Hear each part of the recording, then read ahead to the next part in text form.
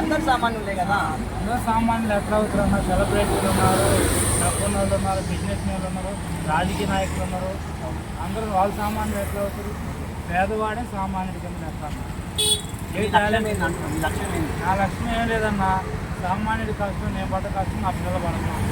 అలాగే మా ఊర్లో, మా గ్రామంలో, మా కమ్యూనిటీకి చెందిన వారు, మా పేదవారు, వాళ్ళకి కావాల్సిన చదువు కోసం, శిక్షణ కోసం నా పిల్లలు ఎలాగో చూపించాలి కదా. అంటే మామూలుగా పోయి చదవమంటే కాదు కదా, లక్ష్యంగా ఉండాలి కదా. లక్ష్యం ఉంటే దాన్ని సపోర్ట్ చేస్తూ వస్తుంది.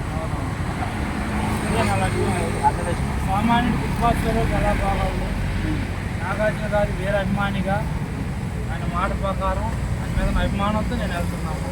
చెప్పారు కదా, సామాన్యులు కూడా ఈసారి ప్రయత్నం చేయవద్దు, సెలబ్రేషన్ కాదు అని.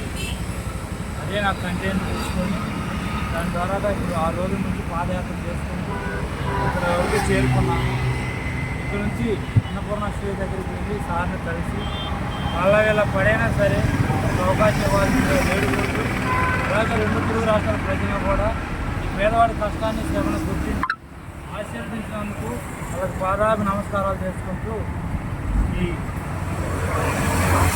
సామాన్యుడి కష్టాన్ని గుర్తు చేసుకుంటున్నాను. Thank you big boss sir, thank you Nagarjuna sir, అలాగే 2 తెలుగు రాష్ట్రాల ప్రజలకు నమస్కారం.